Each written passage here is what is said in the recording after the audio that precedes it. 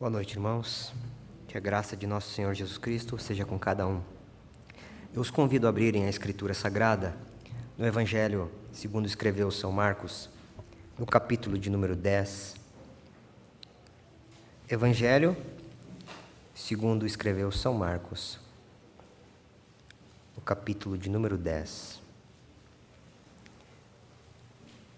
Preste atenção na leitura que farei, a partir do versículo 17 até o versículo 31. Diz assim a palavra do Senhor. E pondo-se Jesus a caminho, correu um homem ao seu encontro, e ajoelhando-se perguntou-lhe: Bom mestre, que farei para herdar a vida eterna? Respondeu-lhe Jesus: Por que me chamas bom? Ninguém é bom senão um que é Deus. Sabes os mandamentos: não matarás, não adulterarás, não furtarás, não dirás falso testemunho, não defraudarás ninguém, honra o teu pai e tua mãe. Então ele respondeu: Mestre, tudo isso tenho observado desde a minha juventude. E Jesus, fitando-o, amou e disse: Só uma coisa te falta. Vai, vende tudo o que tens, dá aos pobres, e terás um tesouro no céu. Então vem e segue-me. Ele, porém, contrariado com esta palavra, retirou-se triste, porque era dono de muitas propriedades. Então Jesus, olhando ao redor, disse aos seus discípulos: Quão dificilmente entrarão no reino de Deus os que têm riquezas? Os discípulos estranharam essas palavras, mas Jesus insistiu em dizer-lhes: Filhos, quão difícil é para os que confiam nas riquezas entrar no reino de Deus. É mais fácil passar um camelo pelo fundo de uma agulha do que entrar um rico no reino de Deus. Eles ficaram sobremodo maravilhados, dizendo entre si: Então quem pode ser salvo? Jesus, porém, fitando neles o olhar, disse: Para os homens é impossível, contudo não para Deus, porque para Deus tudo é possível. Então Pedro começou a dizer-lhe: Eis que nós tudo deixamos e te seguimos. Tornou Jesus: Em verdade vos digo que ninguém há que tenha deixado casa, ou irmãos, ou irmãs, ou mãe, ou pai, ou filhos, ou campos, por amor de mim e por amor do Evangelho, que não receba já no presente o centuplo de casas, irmãos, irmãs, mães, filhos e campos com perseguições, e no mundo por vir a vida eterna. Porém muitos primeiros serão últimos, e os últimos primeiros. Oremos mais uma vez. Santíssimo Deus, graça nós te damos por este momento em que vamos ouvir a Tua palavra. Clamamos, Senhor, a Tua misericórdia sobre nossa vida nesta hora, sobre mim que irei pregá-la e sobre os meus irmãos que estarão escutando-a. Assim nós oramos em nome do Teu Santo Filho Jesus. Amém. O Natal está chegando e é comum muitos pais fazerem promessas aos seus filhos no início de cada ano, dizendo: Olha, se você se comportar bem, no Natal você vai ganhar uma bicicleta. Ou nos dias de hoje, você vai ganhar um iPhone 11 ou um PlayStation 5. Ou pense o presente que você gostaria de ganhar. Isso normalmente tem acontecido. Então o filho passa o ano todo comportando-se bem, às vezes não por amor ao pai, não por obediência, mas mirando o presente, porque ele almeja ganhar algo. É dentro dessa perspectiva, dessa tônica, que alguém aproxima-se de Jesus, conforme o texto da Sagrada Escritura, procurando saber o que fazer para receber o grande presente, para receber a herança, o reino dos céus. O tema do nosso sermão é revelações do testador acerca da herança do reino de Deus. O testador é Cristo. E o reino de Deus é a soberania do Pai, é o controle absoluto de Deus sobre todas as coisas, porque Ele as criou. Ele é o dono de tudo, e o seu reino é aquele que tem chegado na própria pessoa de Jesus Cristo. É o reino prometido a Israel, é o reino que Abraão viu, é o reino que na vinda de Cristo já estava entre os homens. Cristo promete um dia consumar esse reino, ou seja, Ele vai estabelecê-lo de tal forma que o mal já não existirá. As lágrimas Também não. Nós estaremos para sempre com o Senhor. Mas a Escritura diz que o reino já está entre nós. E agora nós observamos Cristo a caminho, mais uma vez, como era de costume do Senhor, passando pelas cidades, ensinando, pregando o Evangelho do reino de Deus, anunciando o reino de Deus que lhe era chegado. E ele está em direção a determinada cidade, quando passa a ensinar. E ele ensina algumas coisas interessantes, e nós devemos olhar para esse contexto. A partir do capítulo 10, bem no início, ali no versículo 2, alguns fariseus se aproximam do Senhor Jesus. E eles fazem algumas perguntas, desta vez sobre o divórcio.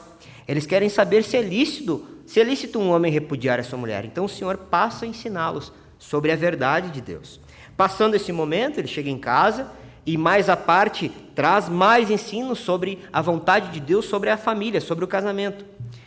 A partir do versículo 13, o texto sagrado diz que algumas crianças foram trazidas até o Senhor Jesus para que ele as tocasse. Mas há algo interessante que acontece aqui. Os discípulos começam a repreender as pessoas que trazem essas crianças, dizendo: o mestre não pode ser importunado. Mas Jesus repreende-os e diz: não façam isso. E a declaração está no versículo 15. Ele diz: quem não receber o reino de Deus como uma criança, de maneira nenhuma entrará nele. E ele diz mais: o reino de Deus é deles, é dos tais, é destes que vocês estão repreendendo. Acontecido todas essas coisas, irmãos, o texto sagrado que nós lemos diz que na sequência, tem um E ali no versículo 17. E, pondo-se Jesus a caminho, ou seja, ele acabara de abençoar as crianças, ele acabara de dizer que o reino de Deus era delas. Algo acontece. Um jovem que a Escritura denomina como rico, coloca-se de joelhos diante de Cristo, com uma pergunta emblemática. Uma pergunta que incomoda o Senhor Jesus, e nós vamos ver por que ela incomoda e como ele trata. Ele diz: mestre, o que farei para herdar a vida eterna? Esta pergunta é uma pergunta que tem ressoado durante toda a história humana. Os homens querem saber o que eles precisam fazer para ser aceitáveis diante de Deus. Os homens procuram saber dos mestres, procuram saber da filosofia como é o bem viver, como se deve comportar-se para receber o presente, para receber a herança. E dentro deste contexto, este homem, ele provavelmente saiu desse bolo de fariseus aqui, que estavam perguntando para Jesus sobre o divórcio, e viu Jesus falando sobre as crianças. Certamente ele fora ensinado na doutrina dos fariseus, e ele tinha a expectativa do reino de Deus. Ele sabia que existia uma herança do reino de Deus, mas a sua pergunta depõe contra ele dizendo que ele não tinha. Porque se ele quer saber como fazer para ter, é porque ele não tem. E ele coloca-se de joelhos diante de Cristo e faz uma pergunta emblemática. Essa pergunta emblemática. Veja bem, ele coloca-se numa posição de humilhação, porque a Bíblia vai nos dizer, trazer informações sobre esse jovem, dizendo que ele não era qualquer pessoa. Ele era um homem riquíssimo, como vai dizer o versículo 22, tinha muitas propriedades. Lucas vai complementar dizendo que ele tinha muitas posses, muito dinheiro.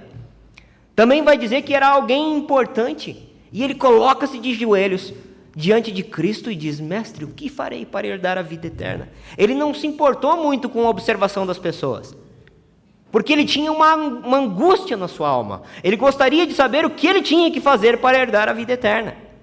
Mas a resposta de Cristo parece ser um tanto quanto cruel, mas ela não é. Veja o que Cristo responde no versículo 18. Respondeu-lhe Jesus: por que me chamas bom? Ninguém é bom, senão um que é Deus. Com essa resposta de Cristo, meus irmãos, eu falo-lhes o ponto, neste ponto do sermão. Este ponto trata do reconhecimento da divina autoridade do bom filho, porque está diretamente relacionado à resposta de Cristo. Cristo olha para ele e diz: por que me chamas bom? Só Deus é bom. Será que Cristo está dizendo: não me chames de bom, porque só Deus é bom e eu não sou Deus, logo eu não sou bom? Será que é isso que Cristo está dizendo? Claro que não, porque Cristo é Deus, e Ele sempre soube disso. a sua natureza advinda do Pai, a sua perfeita humanidade. Cristo Jesus era 100% homem e 100% Deus, então ele não está dizendo isso. Mas ele está confrontando já, neste início do diálogo, o problema real daquele jovem que está de joelhos diante dele e desesperado. Cristo Jesus está dizendo: você me chama de bom, mas você não sabe o que é bondade. A sua vida é pautada na superficialidade. Era isso que Cristo estava iniciando a dizer para ele, e o Senhor Jesus vai provar para ele durante o diálogo. Aquele homem, ele chama o Senhor de bom, procurando agradar o Senhor, procurando receber a dádiva do Senhor, a sabedoria do que ele deveria fazer para acalmar a angústia de sua alma. E eu gostaria de trazer para este momento aqui outro homem importante que buscou o Senhor Jesus durante o seu ministério. Esse homem foi Nicodemos. E quando Nicodemos aproxima-se de Jesus, ele também tem uma atitude cordial, assim como esse jovem. Nicodemos inicia o diálogo com o Senhor Jesus à noite, porque não queria ser reconhecido, dizendo: mestre, o que tu fazes, tu só fazes porque tu é divino de Deus. Ninguém pode fazer o que tu fazes se de Deus não for. Os irmãos estão lembrados da resposta de Jesus para ele? Jesus não dá papo. Jesus disse para ele: importa-te nascer de novo. Cristo começa a falar algo que parece que não está conexo com a pergunta, com a proposição dele. Meus irmãos, a ligação que este jovem rico e Nicodemos tem é a ligação de muitas pessoas que procuram o Senhor Jesus. Por que eles procuram o Senhor Jesus? Porque esse jovem de muitas propriedades procura o Senhor Jesus. Por que Nicodemos procurou o Senhor Jesus? Porque eles tinham interesses. O jovem queria a vida eterna. E Nicodemos não era um homem qualquer.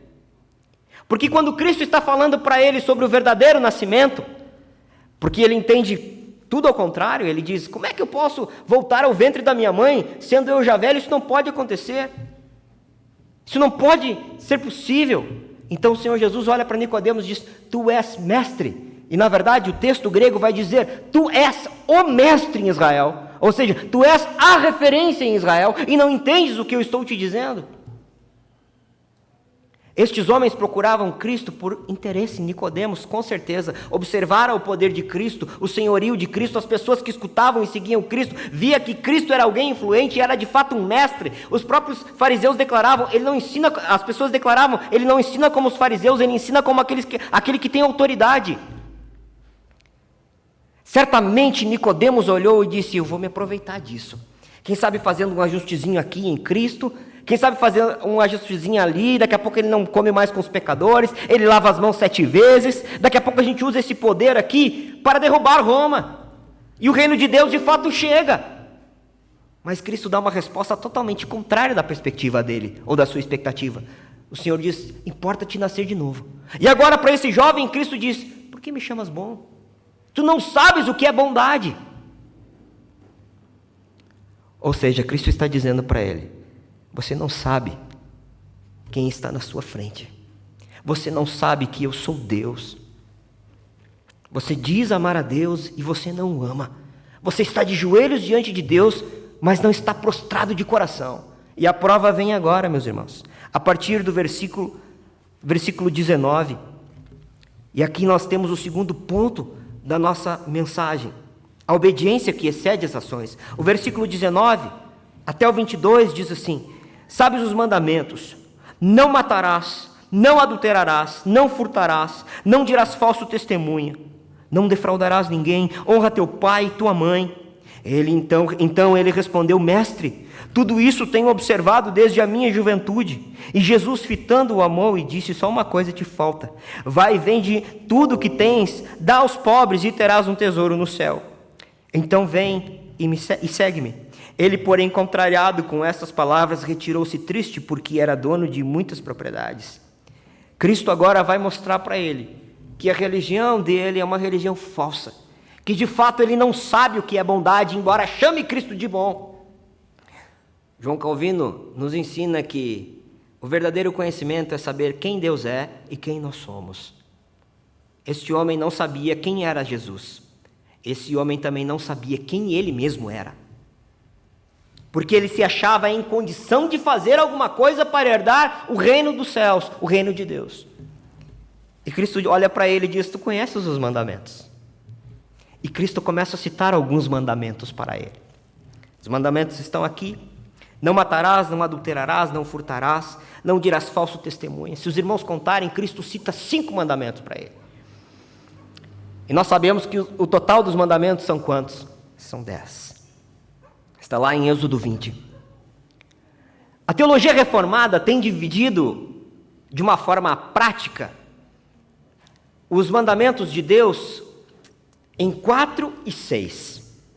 A primeira tábua, 4 mandamentos, e a segunda tábua, mais 6 mandamentos. Os primeiros 4 mandamentos referem-se ao nosso relacionamento com o Senhor Deus. O primeiro mandamento: não terás outros deuses além de ti. Não farás, o segundo: não farás para ti imagem de escultura. O terceiro: não tomarás o nome do Senhor teu Deus em vão. E o quarto: lembra-te do dia de sábado. Lembra-te de guardar o dia do Senhor. Ou seja, 4 primeiros mandamentos da primeira tábua com relação ao nosso relacionamento com Deus. Na segunda tábua tem os 6 mandamentos, e Cristo praticamente os cita todos aqui, exceto o último. Cristo não cita para ele o último mandamento, que diz: não cobiçarás. Cristo não cita. Mas por que Cristo não cita? E nós já vamos ver por que o Senhor Jesus não fez isso. O Senhor Jesus prontamente cita estes mandamentos porque sabia que aquele homem era um homem religioso, e que a resposta dele seria essa mesma: não, eu tenho feito tudo isso, eu tenho cumprido os mandamentos. Ora, parece ilógico. Ele tem andado na lei de Deus, mas tem uma angústia, não tem certeza de sua salvação, não tem certeza de sua herança, não tem certeza de que o reino de Deus é dele também. É nesta perspectiva que Cristo está trabalhando com esse homem, com esse jovem. Então Cristo, de propósito, não cita este 6º mandamento da segunda tábua, que é o 10º, porque Cristo vai fazer com que ele saiba disso na prática. Jesus o amou e disse: só uma coisa então te falta. Vai, vende tudo o que tens, dá aos pobres, e terás um tesouro no céu. Ele, porém, contrariado com esta palavra, retirou-se triste, porque era dono de muitas propriedades. Cristo mostra para ele que ele quebrava os mandamentos. Cristo mostra para ele, com esta exposição desses 5 mandamentos, que ele diz que cumpria, Cristo mostra que os primeiros mandamentos ele não os tinha no seu coração. Ele não amava o Senhor Deus sobre todas as coisas. Certamente ele não tinha imagens de escultura, mas ele tinha em sua herança os seus ídolos. As suas propriedades eram aquelas coisas cujas quais ele estava prostrado. E a prova cabal é que ele vai triste, ele não abandona.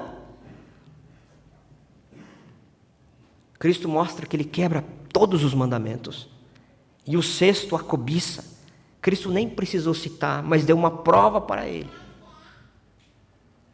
E ele viu na prática a sua infração.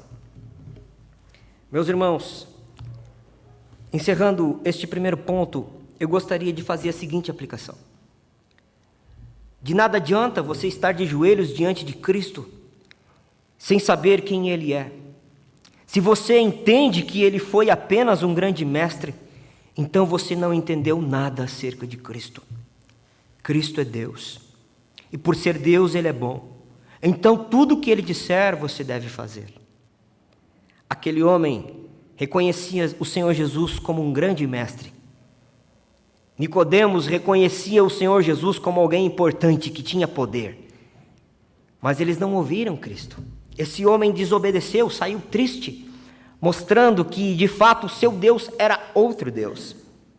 Você deve aprender que o teu coração jamais poderá estar em tuas riquezas terrenas, pois isso é peculiar aos reprovados, aqueles que não herdam o reino de Deus, embora o queiram. Se você permanecer em suas riquezas, o teu Deus não é Cristo, e não poderá segui-lo. Atente para o que diz a unidade da Escritura. Diz assim a palavra de Deus: se as vossas riquezas prosperam, não ponhais nela o coração. Ou não sabeis que os injustos não herdarão o reino de Deus? Não vos enganeis, nem os impuros, nem os idólatras, nem os adúlteros, nem os afeminados, nem os sodomitas, nem ladrões, nem os avarentos, nem bêbados, nem maldizentes, nem roubadores herdarão o reino de Deus. Este homem queria saber o que fazer para herdar o reino de Deus. E na mente dele, ele cumpria os mandamentos. Mas Cristo mostra que isso não é verdade. Que ele estava longe de ser alguém que tinha o reino de Deus. E não havia nada que ele pudesse fazer. Sendo assim, nós entramos agora no terceiro ponto do nosso sermão, que vai dos versículos 23 ao 31. E o subtítulo deste ponto é da entrega de tudo para receber o todo. Diz a palavra de Deus: então Jesus, olhando ao redor, disse aos seus discípulos: quão dificilmente entrarão no reino de Deus os que têm riquezas. Os discípulos estranharam estas palavras, mas Jesus insistiu em dizer-lhes: filhos, quão difícil é para os que confiam nas riquezas entrar no reino de Deus. É mais fácil passar um camelo pelo fundo de uma agulha do que entrar um rico no reino de Deus. Eles ficaram sobremodo maravilhados, dizendo entre si: então quem pode ser salvo? Jesus, porém, fitando neles o olhar, disse: para os homens é impossível, contudo não para Deus, porque para Deus tudo é possível. Então Pedro começou a dizer-lhe: eis que nós tudo deixamos e te seguimos. Tornou Jesus: em verdade vos digo que ninguém há que tenha deixado casa, ou irmãos ou irmãs, ou mãe ou pai ou filhos ou campos, por amor de mim e por amor do Evangelho, que não receba já no presente o cêntuplo de casas, irmãos, irmãs, mães, filhos e campos, com perseguições, e no mundo por vir a vida eterna. Porém muitos primeiros serão últimos, e os últimos primeiros. Cristo aproveita todo este enredo e passa a ensinar mais ainda o seu círculo de discípulos, os seus apóstolos.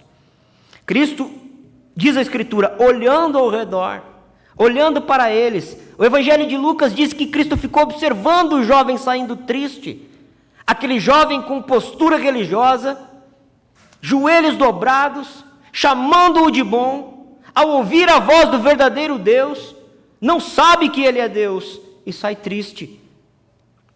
Porque o seu Deus é outro, não é o Senhor, são as suas propriedades.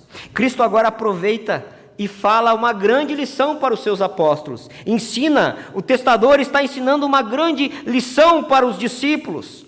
E ele diz: é muito difícil aqueles que confiam nas riquezas entrar no reino de Deus. Já percebamos aqui, irmãos, que o problema não é alguém ser rico. Deus tem abençoado muitos irmãos com riquezas, com propriedades, e estes generosamente têm abençoado a obra do Senhor. O ponto aqui não é as riquezas. O texto aqui não está ensinando que devemos vender tudo que temos agora e dar para os pobres. O texto não está ensinando isso. E a Escritura não ensina isso. A Escritura ensina que nós não devemos amar essas coisas acima de Deus. A Escritura nos ensina que isso não devemos fazer dessas coisas o nosso Deus. Então Jesus está ensinando para eles agora. Só que eles, no versículo 24, eles estranharam as palavras de Cristo. Estranharam essas palavras. Por que eles estranharam? Porque eles eram judeus e eles estavam acostumados a saber que a prosperidade fazia parte da bênção de Deus. Eles estavam acostumados a entender que o reino de Deus tinha tudo a ver com prosperidade. E agora Cristo diz para eles: olha, quão difícil é aqueles que têm riquezas, aqueles que confiam nas riquezas, entrar no reino de Deus. E Cristo passa a dar um exemplo mais claro para eles, mais explícito ainda. Cristo diz no versículo 25: é mais fácil passar um camelo pelo fundo de uma agulha do que entrar um rico no reino de Deus. Eu lembro quando eu era criança, sempre que eu escutava esse texto, a primeira coisa que me vinha à cabeça era minha mãe em casa com uma agulha na mão, tentando passar a linha, e alguém tentando colocar o camelo lá. E a gente pode usar essa figura mesmo. A gente pode ficar com isso na cabeça, porque o que Cristo está dizendo para eles, nós não sabemos se era uma porta mais baixa que o camelo tinha que passar, provavelmente não. O fato é que o que Cristo está dizendo é que é impossível acontecer. Não pode acontecer. O camelo não vai passar por esta fenda da agulha, seja ela qual for. E assim o rico também não vai entrar no reino dos céus, ou seja, aquele que está com seu coração em suas riquezas. Era isso que os discípulos entenderam. Foi isso que eles entenderam. Então eles entraram em confusão, porque até então eles tinham aprendido praticamente ao contrário, que eles tinham que prosperar, que Israel seria visto por todos, seria reconhecido por todos como uma grande nação. Na mente deles está a glória do reino de Salomão ainda, o que eles já foram. Então, eles começam a dizer, então quem pode se salvar? Sobre modo maravilhados, dizendo entre si. Jesus, porém, fitando neles, mais uma vez Cristo olha para eles, o olhar e disse, para os homens é impossível, contudo não para Deus, porque para Deus tudo é possível. Meus irmãos, o Senhor Deus não é como o pai que faz uma promessa para o seu filho, dizendo, se você fizer isso, eu te darei o reino dos céus. Você herdará o reino de Deus. Não é assim que funciona. O primeiro homem, Adão, sim, Deus disse para ele, obedeça e vive. Mas sabemos que Adão pecou, caiu, e nós caímos com Adão. A partir de então, a lei serve para mostrar os nossos pecados, as nossas transgressões, mostrar quem Deus é, o seu grande padrão de justiça. Mas o apóstolo Paulo nos ensina claramente que é impossível obedecer todos os mandamentos e viver por eles. Quando ele diz, obedecendo os mandamentos, vivei por eles, ele está falando de Adão, antes da queda. Esses judeus tiveram dificuldade de entender algumas coisas, assim como nós temos também. E nós precisamos da iluminação do Espírito Santo para compreender a Escritura Sagrada. Quantas vezes nós entendemos errado as coisas também, nós precisamos voltar às Escrituras, pedindo que o Senhor nos ilumine. Cristo diz, é impossível, os homens não podem se salvar. Mas para Deus nada é impossível, tudo é possível para Deus. Como então herdar o reino de Deus? Esta é a pergunta do jovem rico, e agora se torna de alguma forma a pergunta que traz intranquilidade aos discípulos. E nós podemos observar isso na fala do apóstolo Pedro, versículo 28, que diz, então Pedro começou a dizer-lhe, eis que nós tudo deixamos e te seguimos. Ou seja, nós abandonamos tudo e agora tu estás dizendo que é impossível os homens serem salvos, o que nós estamos fazendo aqui? Tornou Jesus, em verdade vos digo que ninguém há que tenha deixado casa, ou irmãos, ou irmãs, ou mãe, ou pai, ou filhos, ou campos, por amor de mim e por amor do Evangelho, que não receba já no presente o cêntuplo de casas, irmãos e irmãs, e no mundo por vir a vida eterna. Cristo está dizendo para ele, em outras palavras, calmem. Vocês têm o reino. Vocês não conquistaram o reino. É muito provável que Pedro está usando esse argumento, nós não somos iguais àquele jovem que deixou tudo, que não quis deixar nada. Nós deixamos tudo. E como é a questão de herdar o reino agora, esse grande presente? Como fica? Cristo diz, calma. Aqueles que me seguirem vão receber tudo nessa vida e no porvir a vida eterna. Há uma doutrina muito maravilhosa nesse texto, meus irmãos, que é a doutrina da adoção. Nós herdamos o reino de Deus por causa de Cristo, por causa da sua obra, por causa daquilo que Ele fez na cruz do Calvário por nós, o seu povo. Aquilo que era impossível aos homens por causa da enfermidade, do pecado. A lei não podia trazer esta salvação, só a condenação. Só mostra que somos imperfeitos. Agora Cristo, Ele mesmo disse, eu não vim abrogar a lei, eu vim cumpri-la. Ele veio satisfazer a lei, porque Ele não tinha pecado e Ele podia satisfazê-la. Com a morte de Cristo na cruz do Calvário, os eleitos de Deus são justificados por causa da sua obra perfeita, da sua obediência perfeita, do sangue de Deus que foi derramado naquela madeira, no madeiro. Logo nós estamos justificados.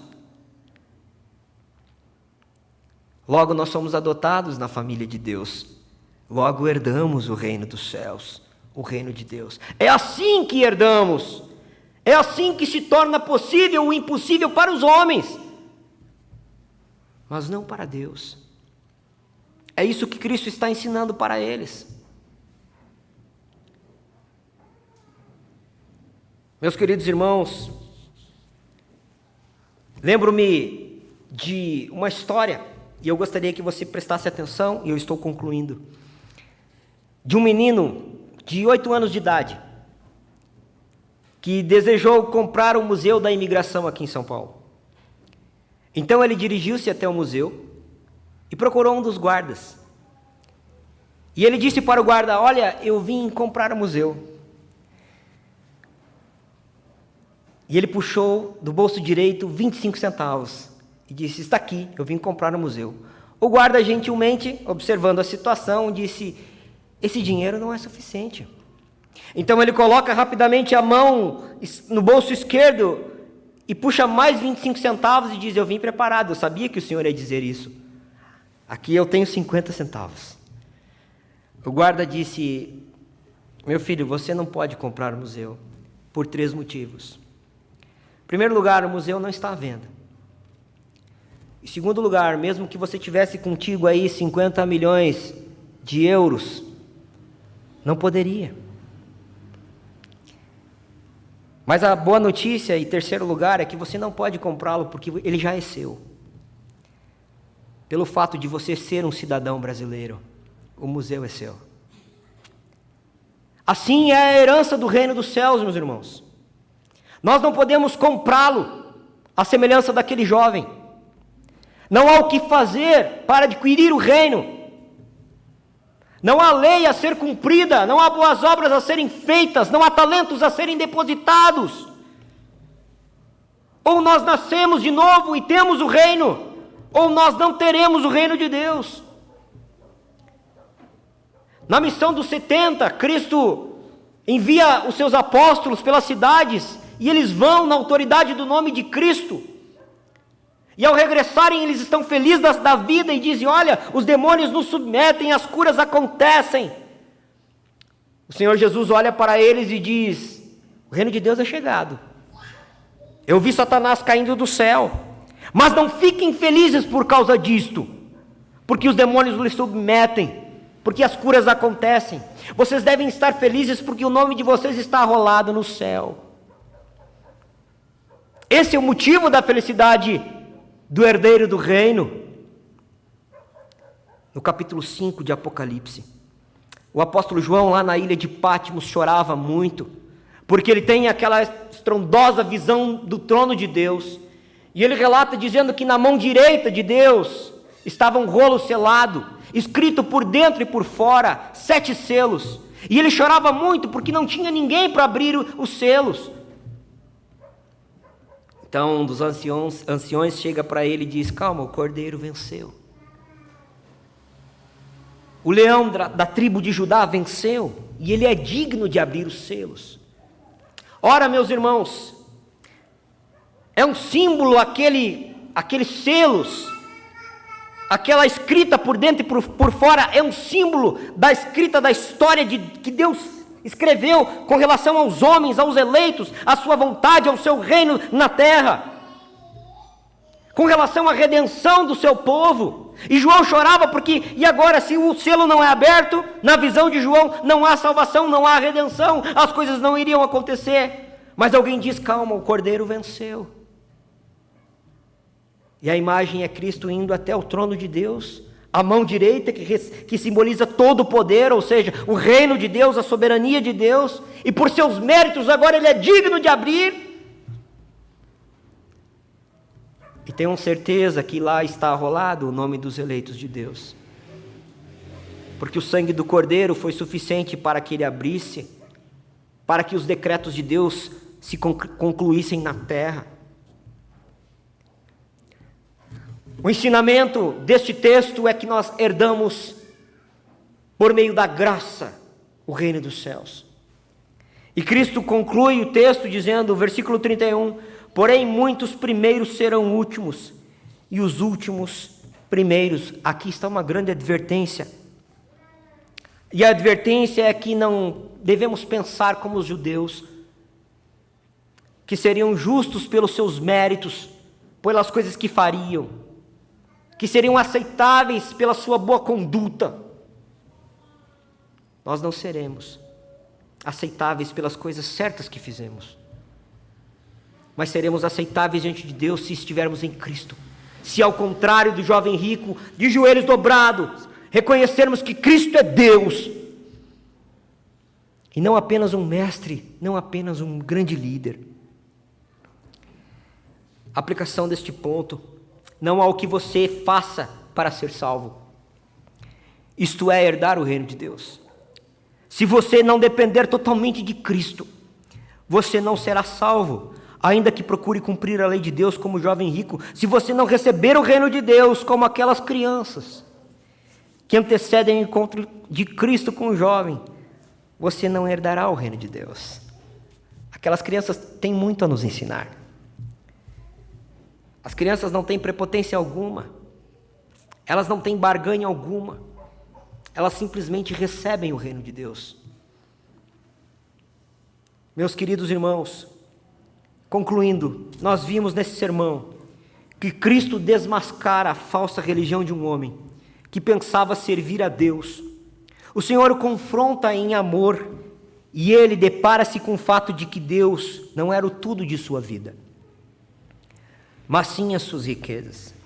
Embora aquele homem afirmasse cumprir a lei de Deus, ele quebrava os primeiros mandamentos, não tendo o Senhor Deus como seu único Deus, tendo ídolos em seu coração, por sua vez, tomando o santo de Deus, nome de Deus em vão. Talvez você possa dizer, você diga, mas eu não sou rico, eu não tenho esses problemas. Avalie o seu coração nessa noite. Perceba se você não está apenas de joelhos dobrados diante de Cristo, dizendo, mestre. Por que eu digo essas coisas? Porque um dia Cristo vai dizer, não vos conheço, para aqueles que no nome dele profetizavam, para aqueles que estavam dentro das igrejas. A pergunta que eu faço à igreja para você é, quem é Jesus para você? Aquele jovem não sabia quem era Jesus, não sabia o que era ser bom.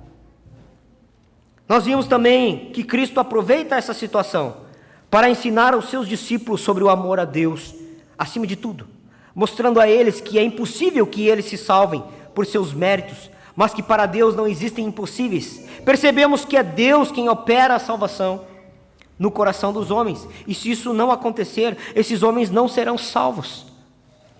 Nós vimos também que aqueles que seguem a Cristo não precisam se preocupar com as suas perdas por seguir a Cristo.